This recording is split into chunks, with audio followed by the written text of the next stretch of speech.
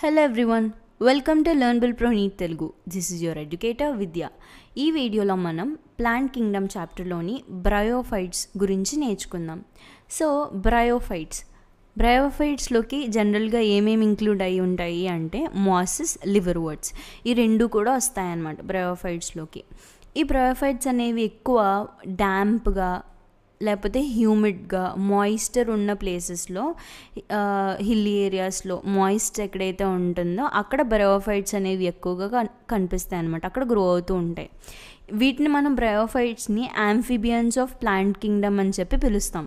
ఎందుకు అంటే వీటిల్లో ఇవి రీప్రొడక్షన్ చేసినప్పుడు, సెక్షువల్ రీప్రొడక్షన్ జరిగినప్పుడు వాటి గ్యామెట్స్ అనేవి ఫ్యూజ్ అవ్వడానికి వాటర్ అనేది కావాలన్నమాట బ్రయోఫైట్స్లో. సో అవి వాటర్ కావాలి కాబట్టి, అంటే ఇవి ల్యాండ్ మీద ఉంటాయి బట్ సెక్షువల్ రిప్రొడక్షన్కి వాటర్ కావాలి. అందుకని డ్యూయల్ లైఫ్ ఉంది కాబట్టి వీటిని మనం యాంఫిబియన్స్ ఆఫ్ ప్లాంట్ కింగ్డమ్ అని చెప్పి పిలుస్తాం అన్నమాట బ్రయోఫైట్స్ని. వీటిలో చూసుకుంటే చాలా అంటే ఎకనామికల్గా చాలా ఇంపార్టెన్స్ ఉందన్నమాట వీటికి.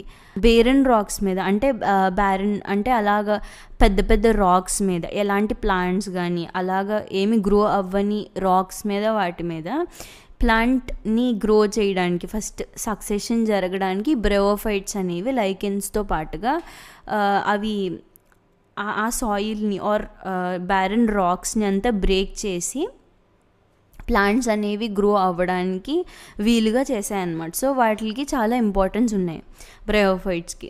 అండ్ వీటిల్లో ప్లాంట్ బాడీ చూసుకున్నట్లయితే మోర్ డిఫరెన్షియేటెడ్, అంటే ఆల్గేలో ఉన్నట్టుగా కాకుండా, ఆల్గేలో మనకు పెద్దగా పార్ట్స్ ఏం అంతగా కనిపించవు, మొత్తం అంతా ఒకలానే అన్డిఫరెన్షియేటెడ్గా కనిపిస్తుంది, స్ట్రక్చర్స్గా ఆల్గేలో కనిపిస్తాయి. బట్ బ్రయోఫైట్స్లో మోర్ డిఫరెన్షియేషన్ అనేది కనిపిస్తుంది అన్నమాట. వీటిల్లో మేబీ ప్లాంట్స్ అంత పర్ఫెక్ట్గా కనిపించకపోయినా మోస్ట్లీ డిఫరెన్సియేషన్ అనేది కనిపిస్తుంది. వీటిల్లో థాలస్ అనేవి ఏంటంటే ఎరెక్ట్గా ఉంటాయి, ప్రోస్ట్రేట్గా ఉంటే ఎరెక్ట్గా ఉంటాయి అన్నమాట. అండ్ వీటిల్లో యూనిసెల్యులర్ ఆర్ మల్టీసెల్యులర్ రైజాయిడ్స్ అనేవి కనిపిస్తాయి. అంటే వీటిలో బ్రయోఫైట్స్లో ఏంటంటే రూట్స్ ఉండవు, రూట్కి బదులుగా రైజాయిడ్స్, రూట్ లైక్ స్ట్రక్చర్స్, వాటి మనం రైజాయిడ్స్ అంటాం. సో ఆ రైజాయిడ్స్ అనేవి కనిపిస్తాయి. రైజాయిడ్స్ అనేవి మేబీ యూనిసెల్యులర్ అవ్వచ్చు లేదంటే మల్టీసెల్యులర్ అవ్వచ్చు. సో ఆ రైజాయిడ్ లైక్ స్ట్రక్చర్స్ కనిపిస్తాయి. వీటిల్లో ఏంటంటే true roots, true stems, true leaves, so ఇవి కనిపించవు. రూట్, స్టెమ్, లీవ్స్ మనకి ప్లాంట్స్లో ఉన్నట్టుగా బ్రయోఫైట్స్లో కనిపించవు. But root like structures, leaf like structures, stem like structures మాత్రం కనిపిస్తాయి అన్నమాట. దానిలో రూట్ లైక్ స్ట్రక్చర్స్ని రైజాయిడ్స్ అంటారు. అండ్ వీటిల్లో బ్రయోఫైట్స్లో మెయిన్ ప్లాంట్ బాడీని ఏమంటాం, ప్లాంట్ బాడీ అనేది haploid structure, haploid structure. So ఈ హ్యాప్లాయిడ్ స్ట్రక్చర్ ఏంటంటే గ్యామెట్స్ని ప్రొడ్యూస్ చేస్తుంది కాబట్టి దాన్ని మనం ఏమంటామంటే గ్యామెటోఫైట్ అని చెప్పి పిలుస్తాం. అండ్ వీటిలో సెక్స్ ఆర్గన్స్ అనేవి చూసుకుంటే మల్టీసెల్యులర్ సెక్స్ ఆర్గన్స్ ఉంటాయి బ్రయోఫైట్స్లో. అండ్ దీనిలో మేల్ సెక్స్ ఆర్గన్ అనేది ఏంటంటే యాంథ్రీడియం అంటాం. మేల్ సెక్స్ ఆర్గన్ని యాంథ్రీడియం అంటాం. ఇది బైఫ్లాజెల్లేటెడ్ యాంథర్జాయిడ్స్ని ఫామ్ చేస్తుంది. సో మేల్ గ్యామెట్స్ ఏంటంటే యాంథ్రోజాయిడ్స్. ఈ యాంథ్రోజాయిడ్స్ అనేవి బైఫ్లాజెల్లేటెడ్, 2 ఫ్లాజెల్లా ఉంటాయన్నమాట దీనిలో. అండ్ ఫీమేల్ సెక్స్ ఆర్గన్ మనం ఏమంటామంటే ఆర్కిగోనియం అంటాం.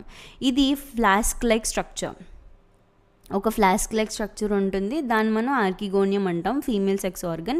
ఇది ఏం చేస్తుందంటే సింగిల్ ఎగ్, ఒకటే ఎగ్ని ఫామ్ చేస్తుంది అనమాట. యాంథర్జాయిడ్స్ అనేవి వాటర్లో రిలీజ్ అవుతాయి. ఈ వాటర్ నుంచి అవి ఆర్కిగోనియం దాకా వచ్చి అక్కడ యాంథర్జాయిడ్ తోటి ఫ్యూజ్ అవుతుంది అనమాట. ఈ ఆర్కిగోనియం లోపల అంటే ఫీమేల్ సెక్స్ ఆర్గన్ లోపల యాంథర్జాయిడ్ అనేది ఎగ్ తోటి ఫ్యూజ్ అయ్యి జైగోట్ని ఫామ్ చేస్తుంది. So male and female sex organs అనేవి యాంథ్రీడియం, ఆర్కిగోనియం ఇవన్నీ ఏంటంటే ఒకటే థాలస్ మీద ఉండొచ్చు లేదంటే వేరువేరు థాలస్ మీద కూడా ఉండొచ్చు అనమాట. ఇదేమో ఆర్కిగోనియం, మార్కాన్షియాలో చూసుకుంటే ఇది ఆర్కిగోనియో 4, దాని మీద ఫీమేల్ థాలస్ మీద ఆర్కోగోనియం ఉంది అండ్ మేల్ థాలస్ మీద యాంథ్రీడియం ఉంది. సో ఇలాగా విడివిడిగా కూడా ఉండొచ్చు లేదంటే ఒకటే థాలస్ మీద male and female sex organs అనేవి కలిపి కూడా ఉండొచ్చు అన్నమాట. అండ్ వీటిల్లో అప్పుడు ఆ ఫీమేల్ ఎగ్ అండ్ మేల్ యాంథర్జాయిడ్ ఈ రెండు కూడా ఫ్యూజ్ అయ్యి జైగోట్ని ఫామ్ చేస్తాయన్నమాట. ఈ జైగోట్ ఏంటంటే వెంటనే రిడక్షన్ డివిజన్ జరగదు, దీనిలో వెంటనే జైగోట్లో మియోసిస్ అనేది జరగదు. సో ఈ జైగోట్ ఏం చేస్తుందంటే ఒక మల్టీ సెల్యులర్ బాడీని ఫామ్ చేస్తుంది అనమాట. ఆ మల్టీ సెల్యులర్ బాడీని మనం ఏమంటామంటే స్పోరోఫైట్ అంటాం. సో స్పోరోఫైట్ అనేది డిప్లాయిడ్ స్ట్రక్చర్.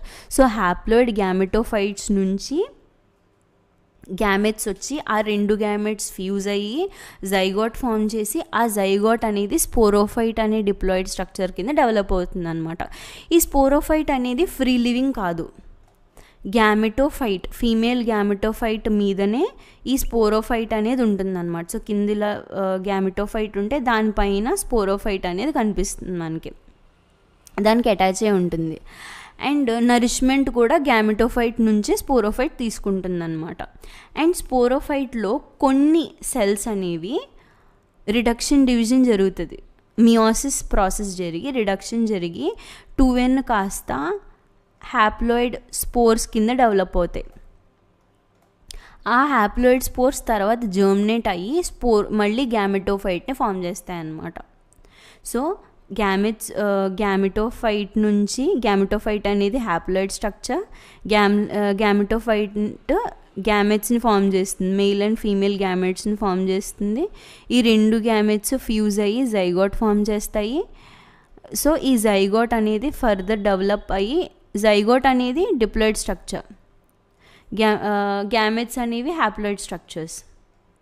సో ఈ జైగోట్ కాస్త స్పోరోఫైట్ అనే డిప్లాయిడ్ స్ట్రక్చర్ని ఫామ్ చేస్తుంది. ఈ స్పోరోఫైట్ ఏంటంటే గ్యామెటోఫైట్ పైన ఉండి గ్యామెటోఫైట్ నుంచి నరిష్మెంట్ తీసుకుంటుంది. అయితే ఈ స్పోరోఫైట్లో కొన్ని సెల్స్ అనేవి మియోసిస్ జరిగి హ్యాప్లాయిడ్ స్పోర్స్ కింద కన్వర్ట్ అవుతాయి అన్నమాట. కొన్ని సెల్స్ హ్యాప్లాయిడ్ స్పోర్స్ కింద కన్వర్ట్ అయ్యి ఆ హ్యాప్లాయిడ్ స్పోర్స్ కాస్త మళ్ళీ గ్యామెటోఫైట్ కింద ఫామ్ చేస్తాయి అన్నమాట, గ్యామెటోఫైట్ని. ఇది లైఫ్ సైకిల్ అనమాట.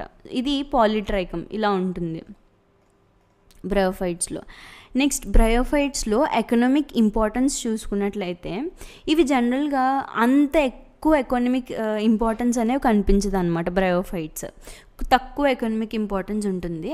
అయితే వీటిలో మాసెస్ ఏవైతే ఉన్నాయో, అంటే ఇందాక చెప్పుకున్నాం కదా, సో బ్రయోఫైట్స్ అనేవి లివర్వర్ట్స్ అండ్ మాసెస్ ఈ 2 గ్రూప్స్ కింద డివైడ్ అయి ఉన్నాయి.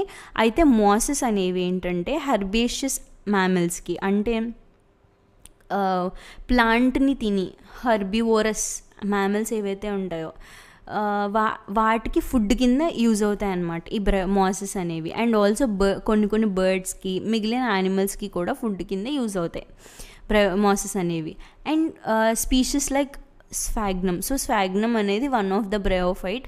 సో ఇదేంటంటే మనకి పీట్ మాస్ అని చెప్పి పిలుస్తాం అనమాట దీన్ని, ఎందుకంటే ఇది పీట్ని తయారు చేస్తుంది. ఈ పీట్ ఏంటంటే మనకి ఫ్యూయల్లో అండ్ ఆల్సో ఒక ప్యాకింగ్ మెటీరియల్ కింద, అంటే transshipment of living materials, transshipment of living materials అంటే లైవ్ మెటీరియల్స్ని ట్రాన్స్పోర్ట్ చేస్తున్నప్పుడు ఒక ప్యాకేజింగ్ మెటీరియల్ కింద ఈ స్ఫాగ్నమ్ని యూస్ చేస్తారనమాట. అండ్ ఆల్సో ఫ్యూయల్లో కూడా దీన్ని యూస్ చేస్తారు.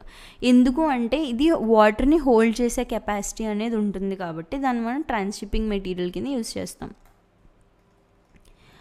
అండ్ మాసెస్ లైకెన్స్తో పాటుగా first organisms to colonise racks.